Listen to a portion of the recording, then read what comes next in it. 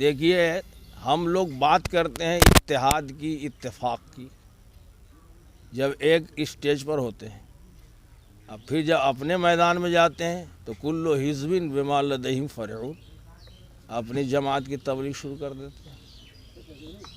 اسلام میں ہے کلمہ واحدہ کی بنیاد پر اتحاد امت، تو آپ کا مسلک جو بھی ہو اس کی ہم تنقیص نہیں کرتے، لیکن جو راہ نجات دلانے والی ہے اس کی تبلیغ سے ہم چوکیں گے بھی نہیں۔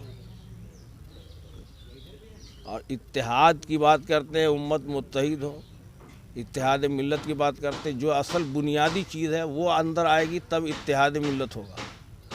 قرآن نے کہا یا ایھا الذین آمنوا اتقوا اللہ حق تقاتہ، تقوی کی صفت جب پیدا ہوگی تب جا کر کے مسلمانوں کا اتحاد ہوگا، تقوی نہیں ہوگا باہمی اتحاد نہیں ہو سکتا ہے۔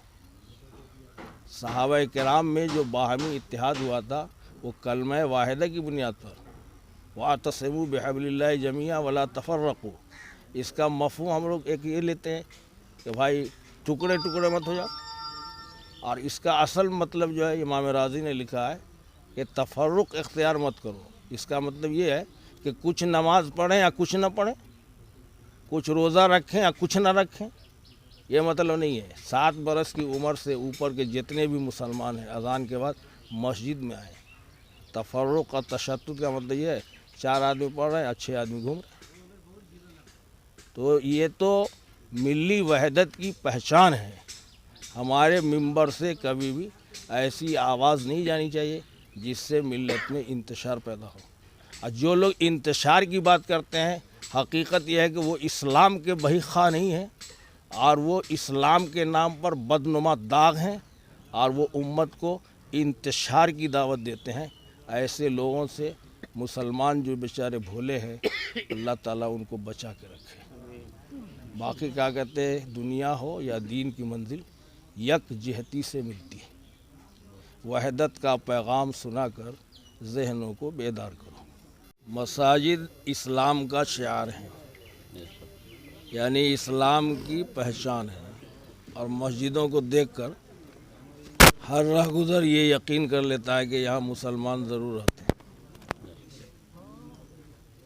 مسجدیں ان کی حیثیت ایسی ہے جس طرح مچھلی کو پانی کے بغیر چین نہیں ملتا، مسلمان کو مسجد کے بغیر چین نہیں ملتا ہے۔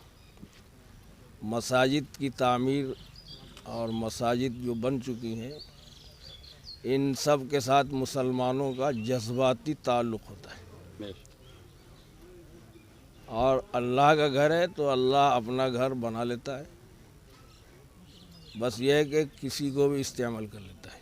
جو لوگ مسجد مدرسہ کے آڑ میں اوچھی سیاست کرتے ہیں ان کو کیا مسجد تو سیاست کا مرکز ہے ہی نہیں۔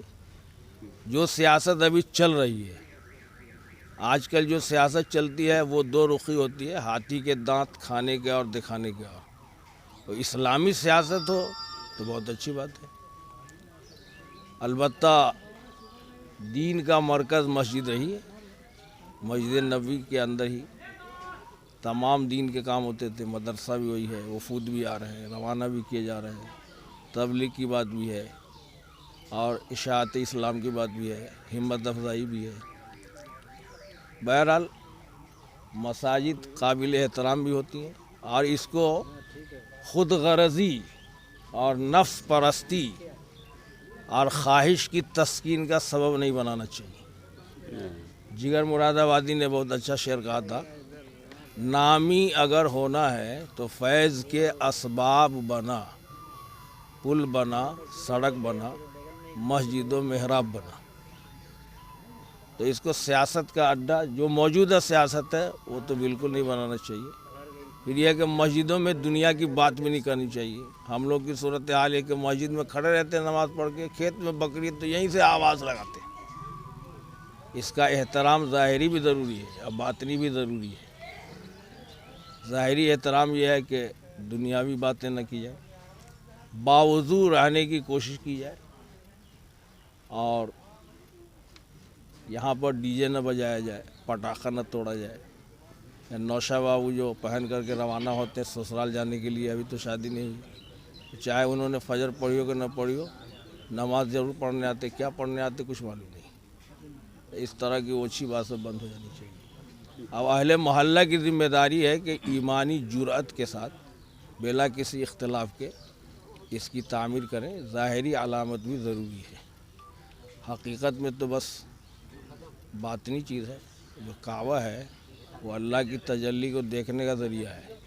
ان آنکھوں سے ہم تجلی نہیں دیکھ سکتے تھے تو ایک محسوس شکل بنا دی گئی، ورنہ تو آپ 35,000 فٹ کی بلندی پر ہوں تب بھی کعبہ کی طرف ہی رخ کریں گے، کیونکہ کعبہ سڑک سے ایک تار نیچے۔ یہ مسلمانوں کو وحدت کا پیغام ملتا ہے اور جرأت ایمانی کا پیغام ملتا ہے، اور ہم تو بس یہی کہیں گے، سرخ سمندر والی لہریں دور بہا لے جائیں گی، اس دنیا میں شہ ابرار کرو۔ یہ بات مسجد کے ممبر سے جمعہ کے دن 15 منٹ کے خطبے سے پوری ہو سکتی ہے۔